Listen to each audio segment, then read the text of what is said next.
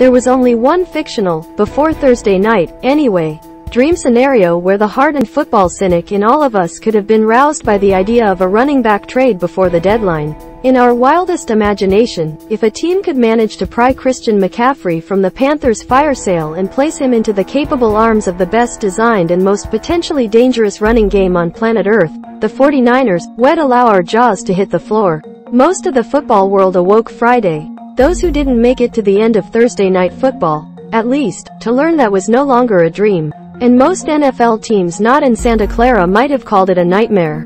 McCaffrey adds yet another dimension to what was already the most versatile offense in football. Bob Donnan, USA Today Sport. This is not hyperbole, even if it may sound like it. The 49ers grabbing McCaffrey, as first reported by ESPN, for second, third and fourth round picks in 2023 and a fifth rounder in 2024, is a move that absolutely and undeniably changes the balance of power in a sleepy NFC. It potentially vaults San Francisco's offense into an elite stratosphere, even if it's currently piloted by Jimmy Garoppolo, a quarterback whom they would not have preferred to have under center at the moment, and even if their rushing efficiency numbers are currently pedestrian. It is a trade that could win them the division. The Rams were, reportedly, in on McCaffrey as well, and one that could vault them deep into the playoffs should McCaffrey remain healthy.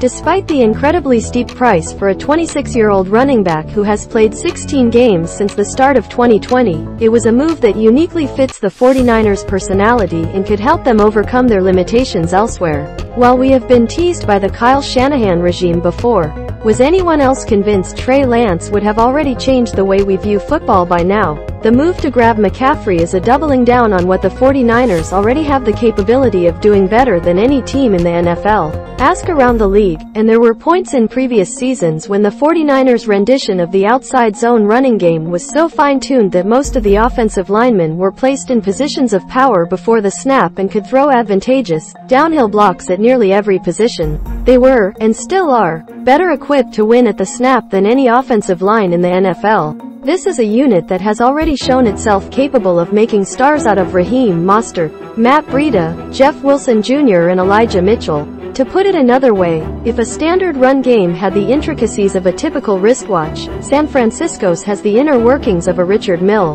Now, it adds a running back who was averaging nearly a career high per carry, 4.6 yards, within one of the worst offenses in football this year in Carolina. McCaffrey, whose father, Ed, was a wide receiver in Mike Shanahan's Super Bowl-winning outside zone offense for the Broncos, seems to have been placed on earth to run in this offense, which allows a running back to make a vicious upfield cut on the way to a target point, whenever the right alley may develop.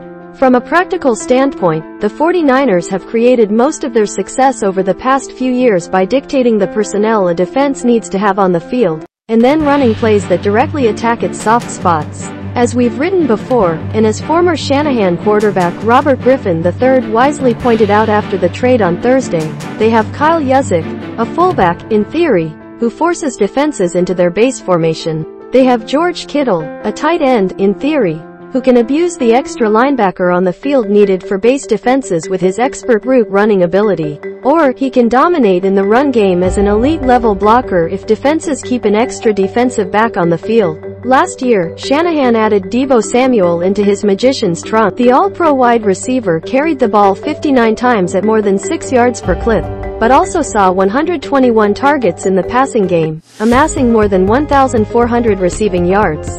Now, McCaffrey will serve as an inverse of Samuel, a talented runner who will be useful in the passing game, and take advantage of some of the friendliest mismatches he has enjoyed since Stanford hosted Rice during McCaffrey's final season in college. Defensive coordinators who would use certain personnel groupings as anchors in a storm now have zero reference points for where to start with this offense. The 49ers could line up the same group of skill position players and effectively mimic a half-dozen different combinations. This is why the move is, ultimately, so exciting, and why it has awoken the schematic fanboy in all of us. It's fair to argue that Samuel would not have been Deebo Samuel had he not been drafted by the 49ers. It's fair to say the same about Kittle. Even before Thursday, we would have labeled the 49ers as having one of the best groupings of running backs, tight ends and wide receivers in the NFL, simply by virtue of how they have been used. We could also be fairly certain that they would not have been deployed the same way anywhere else in the NFL. Now that Shanahan's longtime running game guru Mike McDaniel is in Miami, we can probably add the Dolphins to this list.